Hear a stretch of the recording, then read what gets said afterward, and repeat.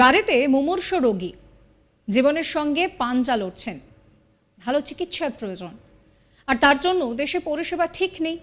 আসতে হবে বাংলাদেশ থেকে ভারতেই, কিন্তু বিমান পরিষেবা সে তো অনিয়মিত। ভরসা কেবল বর্ডার। পশ্চিমবঙ্গের সঙ্গে ভাগ করা দীর্ঘ বর্ডারে কড়া পাহারায় রয়েছে বিএসএফ। প্রায় কাউকেই যেতে আসতে দেওয়া হচ্ছে না। তবে চিকিৎসা তো করতেই হবে। বাবাকে বাঁচাতে অ্যাম্বুলেন্স ভাড়া করে বাবাকে নিয়ে বেরিয়ে পড়েন ছেলে। চলে আসেন ভারত বাংলাদেশ গেদে সীমান্তে। এই আবহে মানবিক রূপ দেখালো বিএসএফ।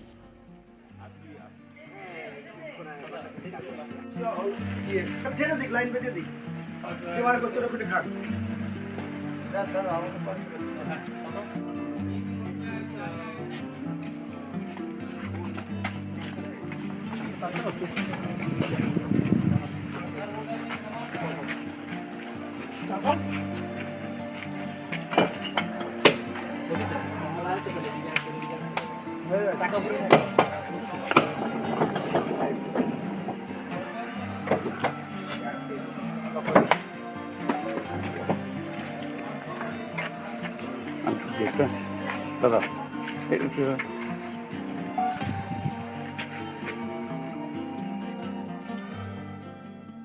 কোটা আন্দোলন রূপ বদলে হাসিনা হটাও আন্দোলনে পরিণত হয়। চাপে পড়ে প্রধানমন্ত্রীর পদ থেকে পদত্যাগ করতে বাধ্য হয়েছেন শেখ হাসিনা। সেনা শাসন জারি রয়েছে বাংলাদেশে। ওপার বাংলার অগ্নিগর্ভ পরিস্থিতির আঁচ পড়েছে পশ্চিমবঙ্গেও। ভারত বাংলাদেশ আন্তর্জাতিক সীমানা সম্পূর্ণরূপে বন্ধ রয়েছে। যোগাযোগ ব্যবস্থা মাধ্যম হিসেবে মৈত্রী এক্সপ্রেসের যাতায়াত তাও আপাতত স্থগিত। সমস্যায় রয়েছেন ব্যবসা তথা চিকিৎসার জন্য দুদেশে যাতায়াত করা হাজারো মানুষ। আজ থেকে প্রায় ৭৭ বছর আগে বিভক্ত করেছিল অবিভক্ত বঙ্গদেশে বর্তমান দুই বাংলার মানুষকে। করা হয়েছে সীমান্ত রক্ষী বাহিনী। বাংলাদেশ থেকে কেউ অনুপ্রবেশ না করতে পারে সেদিকে কড়া নজর রয়েছে। এই আবহে বাংলাদেশের অত্যন্ত অশান্ত পরিস্থিতির মধ্যে বিএসএফ মানবিক মুখ দেখালো। জানা গিয়েছে বাংলাদেশের এক মুমূর্ষু রোগীকে অ্যাম্বুলেন্সে করে তার ছেলে ভারতের সীমানা পর্যন্ত নিয়ে আসে। সেখান থেকে বিএসএফ এর সাহায্যে সেই মুমূর্ষু রোগীকে আরও উন্নততর চিকিৎসার জন্য ভারতের বেঙ্গালুরুর উদ্দেশ্যে রওনা করানো হয়। রোগীর ছেলে তিনি বলছেন যে বাংলাদেশের অশান্ত পরিস্থিতির মধ্যে অনেক কষ্ট করে তার বাবাকে ভারতে নিয়ে এসেছেন। চিকিৎসার জন্য বিএসএফ সব রকমের সাহায্যের হাত বাড়িয়ে দিয়েছে।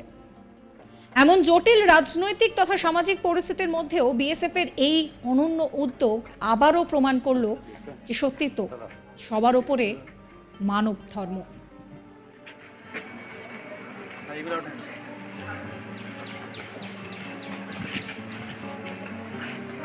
বিভিন্ন জায়গায় নদিয়া থেকে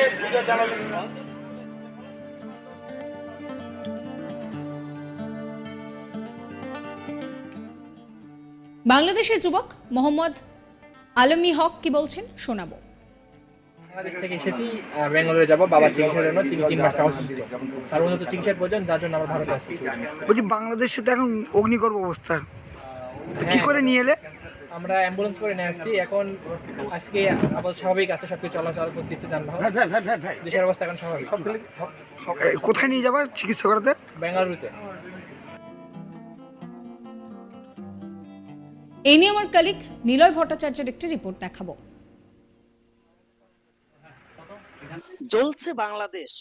দেশের এই কঠিন পরিস্থিতির মধ্যেও ভারতীয় সেনাবাহিনী অর্থাৎ বিএসএফ এর মানবিক মুখ দেখল গোটা দেশবাসী। বাংলাদেশ থেকে বেঙ্গালোরে চিকিৎসা করবার জন্য এক ৭৭ বৃদ্ধাকে নিয়ে আসা হয়েছিল এই ভারত ভূখণ্ডে। নদিয়ার গেদে সীমান্তে আসা মাত্রই আটকে পড়ে, অর্থাৎ সেখানে রয়েছে কড়া নিরাপত্তার আঁটোসাঁটো বন্দোবস্ত। আর সেখানে ভারতীয় সীমান্ত রক্ষী বাহিনী অর্থাৎ বিএসএফ এর মানবিক মুখ দেখা গেল। অ্যাম্বুলেন্স থেকে ভারতে প্রবেশ করতেই বিএসএফ এর সেনাবাহিনী এগিয়ে গেল অ্যাম্বুলেন্সের কাছে এবং অসুস্থ বৃদ্ধাকে অ্যাম্বুলেন্স থেকে নামানো থেকে শুরু করে একেবারে সীমান্তবর্তী অঞ্চলে তাকে সমস্ত রকম ব্যবস্থা করে দেওয়ার এক অনন্য নজির রাখলো। যেহেতু বাংলাদেশ জ্বলছে, প্রতিবেশী রাষ্ট্রের সমস্ত রকম সীমান্ত ইতিমধ্যেই সিল করে রাখা হয়েছে। কড়া নিরাপত্তার বেষ্টনীতে মুড়ে রাখা হয়েছে প্রত্যেকটি সীমান্ত, ব্যতিক্রম নয় নদিয়ার গেদে সীমান্ত। অর্থাৎ চিকিৎসা করবার জন্য বাংলাদেশ থেকে অসংখ্য মানুষ কিন্তু ভারত ভূখণ্ডে প্রবেশ করছে। গত 3 দিন ধরে তাদের কিছু কিছু করে ছাড় দিলেও একেবারে কড়া নিরাপত্তার বেষ্টনীতে মুড়ে রাখা হয়েছে গেদে সীমান্ত।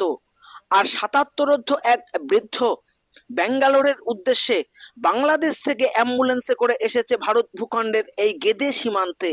আর তখনই বিএসএফ এর তৎপরতায় সেই ভারত ভূখণ্ডে তাকে প্রবেশ করানো হয় এবং ব্যাঙ্গালোরের উদ্দেশ্যে যাবতীয় চিকিৎসার জন্য এখান থেকে ছাড়পত্র থেকে শুরু করে সমস্ত বন্দোবস্ত করে রাখা হয়। অর্থাৎ ভারতীয় সীমান্ত রক্ষী বাহিনীদের যে কর্মকাণ্ড তা কিন্তু অনন্য নজির রাখলো এই নদিয়ার গেদে সীমান্তে।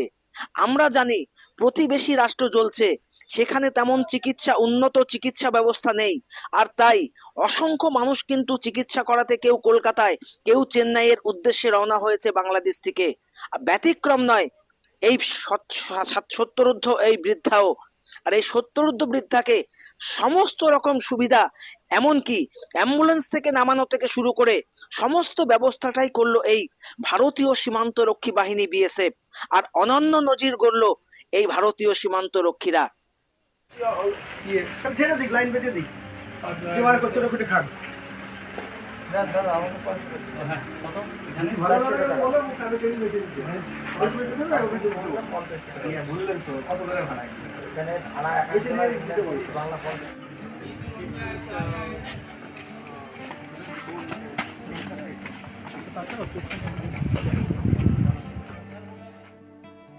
এই মুহূর্তে দাঁড়িয়ে শেখ হাসিনা তিনি পদত্যাগ করেছেন, কিন্তু তা সত্ত্বেও বাংলাদেশের পরিস্থিতি শান্ত হয়নি।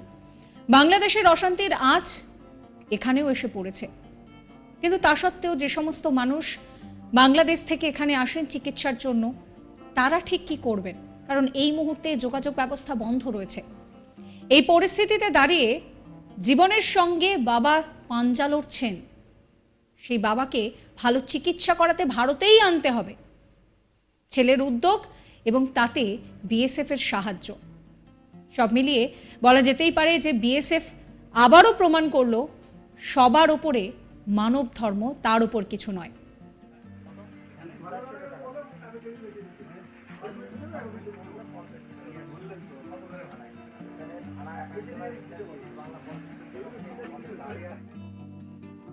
সাবস্ক্রাইব করবেন আজ তাক বাংলার ইউটিউব চ্যানেলকে, ফলো করবেন হোয়াটসঅ্যাপ চ্যানেলও।